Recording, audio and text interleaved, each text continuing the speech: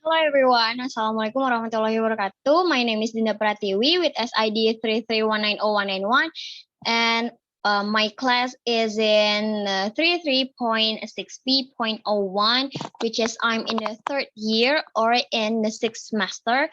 So today I'm going to make a video about midterm assessment. It's a talk about interpreting English to Indonesia. So without further ado, let's begin.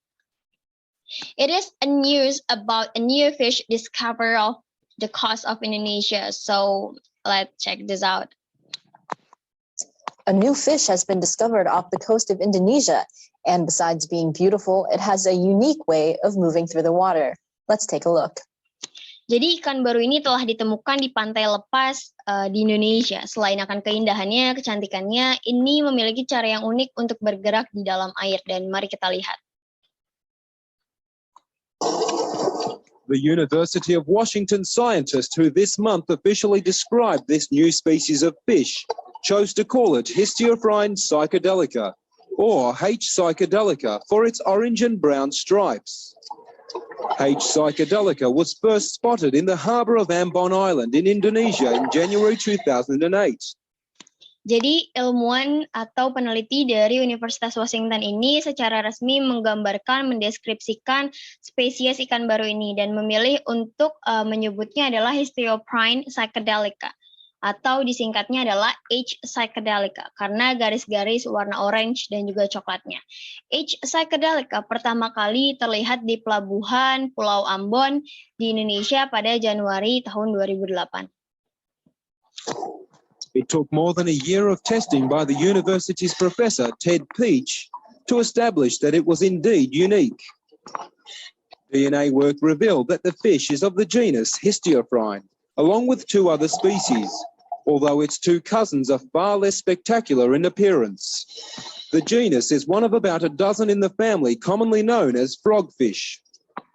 Despite its showy appearance, H. psychedelica is shy and secretive, and Professor Peach says its reluctance to show off may explain why it has managed to stay hidden for so long.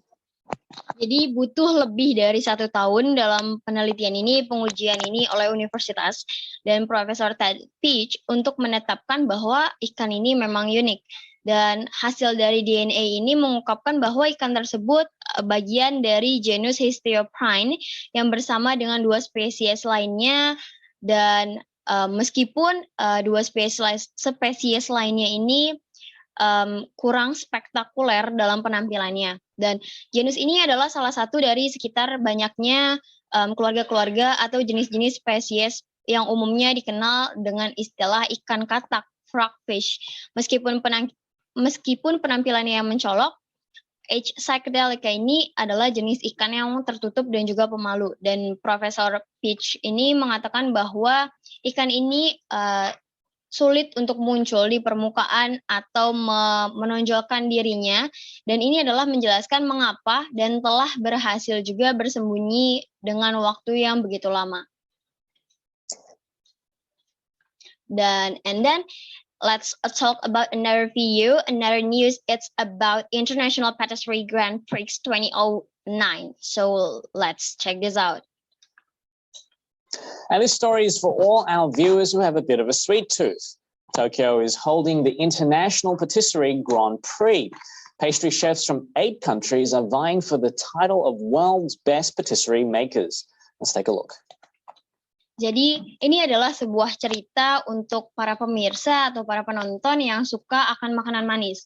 Tokyo mengadakan sebuah acara di International Patisserie Grand Prix, yaitu koki-koki pastry dari 8 negara berlomba-lomba untuk mendapatkan gelar pembuat patisserie terbaik di dunia. Dan mari kita lihat.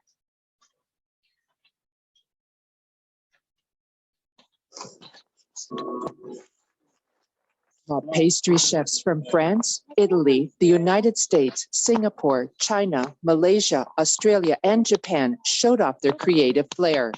The 13-hour competition was split over 2 days. The chefs competed in categories like sugar showpieces, chocolate showpieces, and plated desserts. 今まで見たことないような I find it very interesting to see the combinations, colors, and materials that I had never seen before. Jadi top koki pastry ini dari negara Prancis, Italia, Amerika Serikat, Singapura, Cina, Malaysia, Australia, dan Jepang menunjukkan bakat kreatif mereka. Kompetisi yang berlangsung 13 jam yang dibagi dalam 2 hari ini, para koki berkompetisi dalam kategori seperti hidangan pajangan gula yang berbahan dasar gula atau hidangan pajangan coklat dan juga makanan penutup. Dan menurut dari pengajar pastry ini mengatakan bahwa saya merasa sangat menarik untuk melihat kombinasi warna dan bahan yang belum pernah saya lihat sebelumnya. At the end of the competition, the championship trophy went to Team Japan, which wowed the judges with the elegance of its sugar and chocolate showpieces. We are satisfied with the result. We want to keep the momentum going and win the next championship as well. Dan juga di akhir dari kompetisi ini, trofi ini jatuh ke tangan tim Jepang. Dan tim Jepang ini dinilai baik dalam keanggunan bentuk dari hidangan pajangan gula dan coklatnya. Dan menurut dari tim Jepang ini adalah kami puas dengan hasilnya. Kami ingin menjaga momentum dan memenangkan kejuaraan berikutnya juga. France came in a close second, followed by the United States, who won third place. Organizers say the Tokyo event will be held biennially, hoping to meet the ranks of similar established competitions. Dan Prancis berada di urutan kedua, kemudian diikuti oleh Amerika Serikat yang menjadi juara ketiga. Penyelenggara ini mengatakan bahwa acara Tokyo ini akan diadakan setiap tahunnya dengan harapan dapat memenuhi jajaran kompetisi yang serupa diadakan. And then next move to another news, it's about Japanese robot maid, and so let's check this out. Could you use a little extra help cleaning around your house? Well, one Japanese university has an invention that may be right up your alley. Let's check out what it is. Dan bisakah atau dapatkah Anda menggunakan sedikit bantuan, yaitu secara ekstra untuk membersihkan sekitar rumah Anda? Dan inilah dari Universitas Jepang, satu dari Universitas Jepang yang memiliki penemuan yang mungkin cocok untuk Anda, dan mari kita lihat. Behind these brick walls of Japan's top university, scientists are studying the future of household chores and their solution to mopping, laundry, and cleaning up the kitchen. Well, it lies in the hands of a robot known as AR, or Assistant Robot. AR has a host of high-tech functions which are possible because the robot can see three-dimensional objects. Dan di balik dari Universitas Top Jepang ini, para ilmuwan sedang mempelajari yaitu pekerjaan rumah tangga untuk di masa depan dan solusi seperti membersihkan, mengepel, mencuci, dan membersihkan dapur. Nah, itu dan baru-baru ini dikenal dengan istilah AR atau AR atau istilah asisten robot. AR ini memiliki sejumlah fungsi yang berteknologi tinggi yang memungkinkan karena robot ini dapat melihat objek 3 dimensi.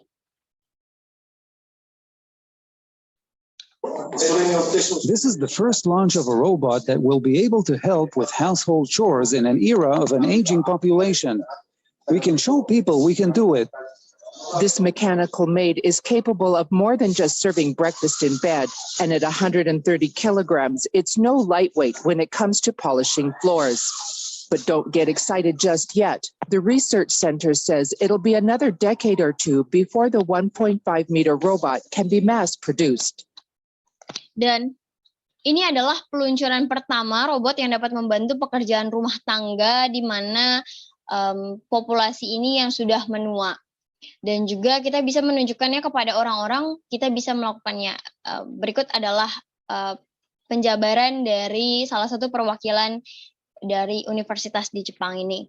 Dan asisten robot ini mampu lebih dari sekedar menyajikan sarapan di tempat tidur, dan juga dengan berat 130 kg itu bukan hal yang ringan dalam mencoba membersihkan lantai, tapi jangan terlalu bersemangat dulu, bahwa pusat penelitian mengatakan bahwa akan membutuhkan lebih dari 1 atau 2 dekade lagi sebelum robot ini yang berukuran 1,5 meter ini akan diproduksi secara massal atau besar-besaran. And then the last video, it's a talk about HeroDog, and here it is, the news about HeroDog. This is truly amazing. Here's a dog who's been hit by a car trying to cross the road. There he is trying to cross the road, and he gets hit and is now just lying in the middle of this busy highway, and a second dog spots him and tries to get over to him. Here Dan ini benar-benar menakjubkan bahwa ini adalah anjing yang ditabrak oleh mobil yang mencoba untuk menyeberang jalan. Dan dia mencoba untuk menyeberang jalan dan dia tertabrak. Dan posisinya sekarang hanya berbaring atau terbaring di tengah jalan raya yang padat. Dan kemudian anjing kedua melihat anjing pertama ini dan mencoba untuk mendekatinya. the first dog again being hit. He's lying there in the middle of the road, busy time of the highway, and here comes the second dog who grabs him not with his teeth, but actually gets him with his paws around his neck and drags him in the middle of all this traffic off the road to safety, little by little, inch by inch. Finally, some workers spot the dogs and come over and help them. And by the way, the injured dog lived. Dan inilah cuplikannya, itu anjing pertama yang kemudian ditabrak dan dia berbaring di tengah jalan yang padatnya area jalan raya ini, dan adanya anjing kedua yang kemudian menangkap atau mendapatkan si anjing pertama ini. Dan dia benar-benar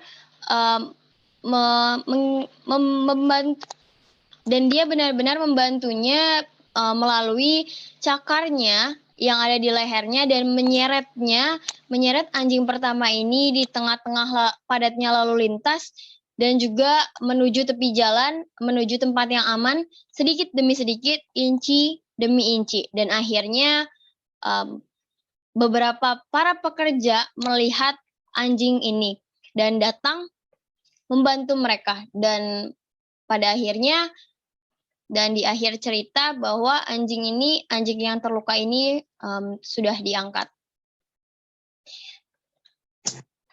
And then it's a talk about, and then that's all about my video assessment based on midterm assessment. It's a talk about interpreting English to Indonesia, and I hope it's compatible, or it's based on the requirements, or based on the the procedure of this midterm, and I hope it will be great for my score. And that's all, and thank you for watching my video.